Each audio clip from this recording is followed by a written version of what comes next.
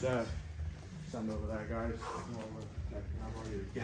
Okay. So next drill, we're not actively sparring, so we're not resisting, but just working through into a front headlock position. As I said to Andrew, I'm not here to teach you wrestling. I'm not as good a wrestler as you guys, but let's just look at getting into that position because it will play onto some of the stuff that we need to troubleshoot as part of the rule set. So however you kind of get to your front headlock, yeah, just making sure that forearm is going across the throat, because obviously in this rule set, which is slightly different to catches, we've got the option of going for guillotines. So don't get the guillotine yet, but just get into position. Oh, in fact, just everyone's okay with the guillotine? Everyone's done the guillotine before? Yeah. So not too crazy, but just working through getting into that position, into a little bit of a guillotine, just so we get a feel for what we're defending in a second. All right, 1, 3, 1, 2, 3. Let's go. Just 1 for 1, just working through drilling. We're not resisting. So whatever your front headlock entry is, and then just have a little play, try and get that guillotine as well. So the forearms going across into the throat. That's it. Nice. Yeah.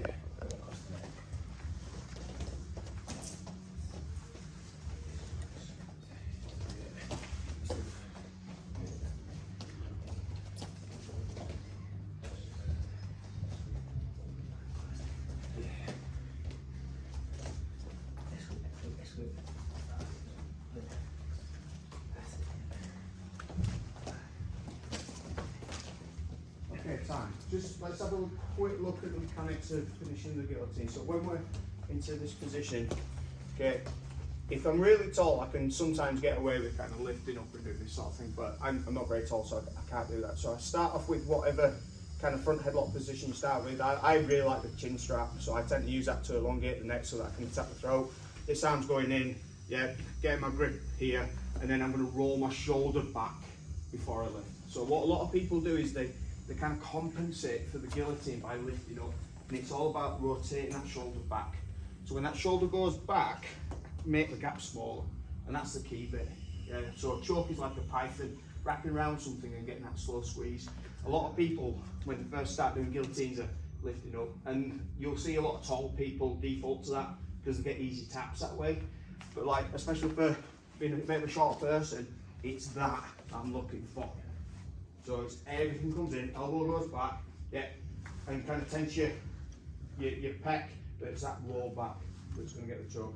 So nice and steady, because we don't have to force it on. It should be like, say, a python's not freaking out at any point, it's just wrapping around slowly, taking away the space, and that's what's getting the guillotine. So let's just have a little go at that finishing mechanic. Okay. Hey, mate. Nice. That's it. We're not going to spend too long doing this because we all sound funny. We do too long. So we've kind of got an idea about the mechanics now. Oh, sorry, fellas, if you just go this side. So I'm going to send the videos over into the group so we've got a bit of a reference point. All right. So we understand that there's 2 different ways. Yeah, taller guys, sometimes we'll just stand and just try and pull to the ceiling to take away the space. That choke ends up being a little bit more on the larynx and the throat, whereas this, we're taking away the space, so we're getting the carotid arteries. So that's the big difference with that. So if Kev gets me into this position, we've got a couple of different things that we can do to try and prevent it. The first one, which we call an early response, depends on him not actually getting a good guillotine and going into the full movement. So if he starts squeezing now and then going up, this is what I would consider a late response. So when I'm getting choked, that's late response stuff that we're going to do. So from this position here, okay, I'm going to grab the elbow, and this might seem a little bit familiar, and I'm going to pull the elbow down. This is going to make it hard for him to take away the space, which is what we just talked about, aren't we? So Kev tries to do and take the space away now. This is an easy thing to do. Okay. The second thing is I'm going to grab the wrist to create space on my throat. Okay. So just decide. So pull, take away the space. Okay. And then the next bit is looking out till we end up in a 2-on-1 Russian side position. Okay. Here, try and choke. Taking out space. Matters. Really good. So that's it. Right, yeah.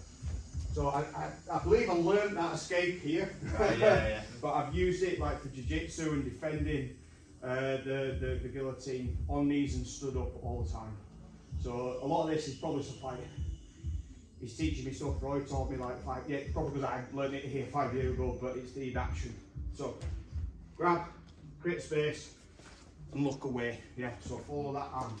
Okay, here we go. 1, 2, 3. Down here, down here. Because with the guillotine, we've got a couple of different options with our arms. So this is arm out, okay?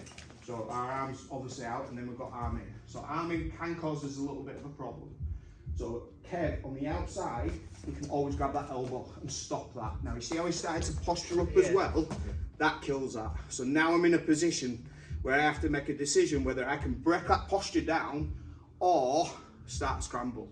Now, because this arm's on the inside as well, this is where he's going to start attacking my legs. He's going to get that good posture. He's going to do all his good wrestling stuff. Okay, so good to get that arm in just as an insurance policy, but if it's not there, next thing is posture. Okay, start putting the guillotine on a little bit. So start getting that little bit of a squeeze. So when they've grabbed the elbow, try and break that posture. Try and get that elbow down, keeping his posture, and let's put a little bit of resistance. So what we're saying, everything today is going to be isolation rounds, a little bit of resistance, not full blown. Try to choke each other because Andrew will kill me. I keep saying it because he's told me like I don't want to be that guy. So let's have a little play at that as well. So here, can't get your fingers on the inside because the squeeze is going on a little bit more now. Yeah, pull the elbow and look for that good posture. If you want to add takedowns or your next move, feel free, but tell your partner.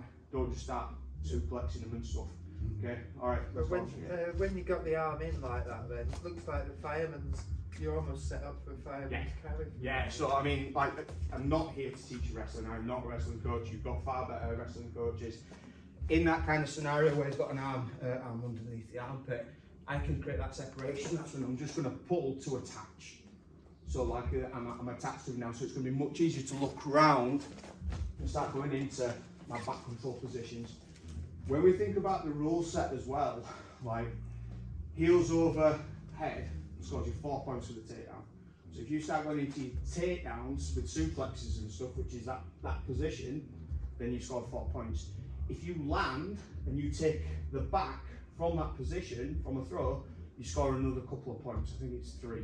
I'll double check in a second. Yeah, so we're not playing for points, but if you've got that in mind, that you know this is how we're going to wrap them up, then that's great.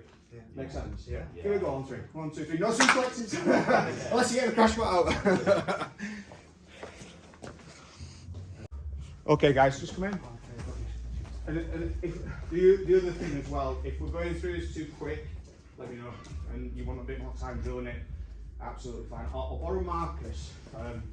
So this is going to be our late response. So this is where the choke is now starting to go in. The good thing about this position from a catch point of view is he cannot pull guard. He's not allowed to jump into guard. He's not allowed to sit into guard. So we don't have that problem. We don't need to worry about it. So we can assume that the only thing he can do if he can't complete the choke is a snap down. So that's where he's going to start bringing me down to the mat. So the late response, so this is the early response. I can move all this, he starts getting a little bit tighter. So now that's that's harder to pull this elbow back because everything's engaged. Can't get my hand inside, it's going to make it a significant problem. So what I need to do is, if I can't create posture, I need to break his posture. Okay, so if I can't create that posture to start that separation, I need to affect his posture. So this hand's going to go all the way over onto the back, and I'm going to pull my elbow down.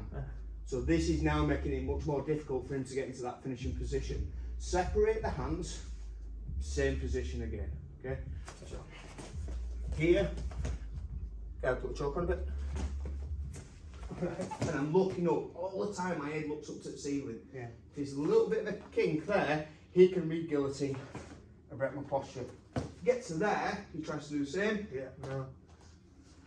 It's really difficult for him to break that posture back down. Okay, so let's just rep that a little bit. So, do you need to grab the elbow as well? When you do shoulder, would you grab the elbow or? So, great question. So, I grab the elbow, but nothing happens. Yeah. Okay, so like he's got that good squeeze, I'm pulling it and it's not really doing anything. If I can do that, then I can always try and dig in and do this. So this is like, it's a good squeeze. Right.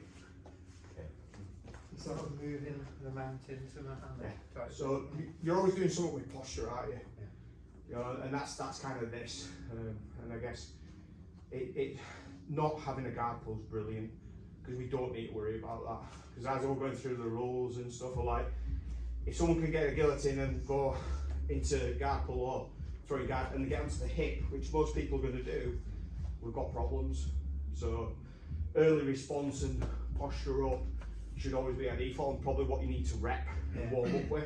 So like you can do this as a bit of a warm up. So yeah, through. Yeah. So just 1 for 1. Don't have to be a mad snap down, but just getting used to that good posture, that deadlift position. Yeah. So we can even put the hand on the inside and start lifting as well. So it gives us a few different options. Have a play anyway. On 3. 1, 2, 3.